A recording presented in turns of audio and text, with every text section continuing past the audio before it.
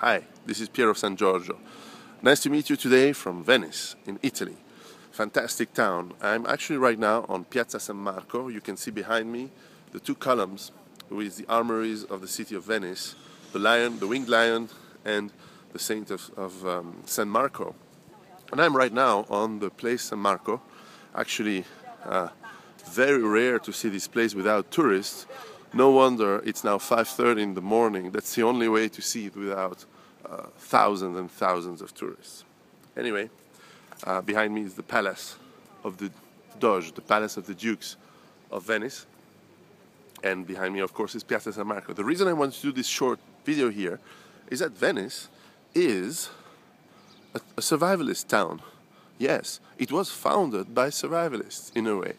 Because in the 4th and 5th centuries, Roman inhabitants from the towns of Aquileia, Heraclea, and Ravenna nearby had to flee their towns, which were invaded and pillaged by invasions of barbarians, such as the Huns, Attila, and the Ostrogoths, which conquered completely the Roman part of the Italian part of the Western Roman Empire.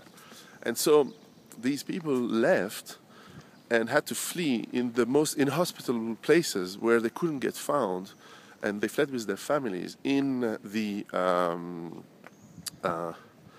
swamps, in the swamps of the Laguna, which is the area where all the rivers from the Alps are flooding into the Adriatic Sea.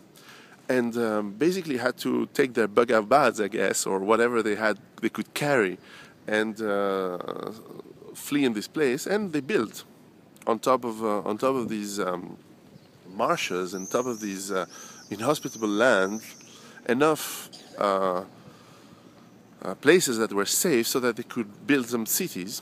And little by little, these cities, through alliances with Byzantium, and gained their neutrality and their freedom, and eventually could manage through the collapse of the Roman Empire, and eventually grew to become a commercial and even military empire, and one of the most powerful city-states and one of the most powerful powers in Europe throughout Middle Ages and throughout the Renaissance, and became a very, very strong commercial power. They took, for example, the big trade with the Middle East, with the East, with the Orient. Remember the story of Marco Polo from Venice, the Silk Route and the spices route through the Middle East all over to China and India was strongly managed by Venice merchants.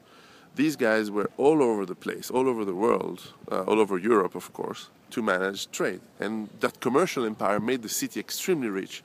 And that's how you could develop such a beautiful places with the arts and of course military power. And that was so the first message I wanted to give you is that for those who've read my book, the idea at 6 o'clock in the morning, you can see the bells over there.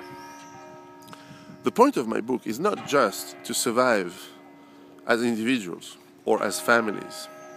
It's not only to live a great life in the world post-collapse of the world of tomorrow, but it's also to be able to think that our responsibility is not just to survive, it is to rebuild, and rebuild a new civilization. We will have to rebuild a new Venice on the collapse of today's world.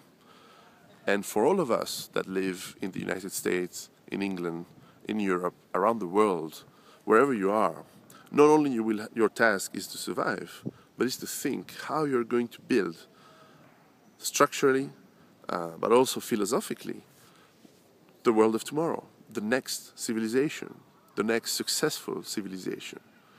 And this is what my books puts the base of. Not just survive as your life and live through the chaos that is coming. Second interesting story about Venice is that once it became an empire, it extended its commercial reach, but at some point, because it was too powerful and too rich, probably did mistakes. And those mistakes was to try to invade and conquer north of Italy, which is one of the two with the Rhine Valley. The Po Valley in North Italy is one of the two richest areas of Europe. And if you look at all the powers who try to conquer that area, well, it shows why. And Venice tried to do that and tried to go to war with Milano and the other papal states and the German states that were present in Italy also. And of course it failed because it was too big a place to chew. And it overextended, as many empires do today. It overextended and failed. And failure to do that ruined the city, made it less important, and also it defocused from their commercial skills, and they forgot that the world was moving away from Mediterranean to the Atlantic. And they didn't think that they had to move into the Atlantic trade, into the trade with the Americas, and lost its commercial dominance, and therefore declined up to the point of insignificance. And when Napoleon in 1797 came here, he just conquered the city and actually gave it away to Austria, which then, 1 century later, gave it away to Italy. And so Venice, through its mistakes, lost its freedom, lost its independence, and lost its power to just come to become a very quiet city today, full of tourists, which I guess it's nice, but lost its freedom. And that's always something you have to be very, very careful, whether you're a small country like my country in Switzerland, or whether you're a very large country like the United States or like England. Be careful, because you are losing your freedoms today. And with the collapse of the empires that you're part of, we are part of, we have to be careful. Anyway, so that was the message I wanted to give you from Venice. 6 o'clock in the morning now, with no one around still.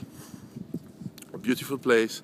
I can only encourage you to study the history, study all histories, and study the history of Venice. Very interesting one. How to survive from the collapse of the Roman Empire and build your own successful, free city and empire out of it. And anyway, that lasted 1,000 years. Not bad at all.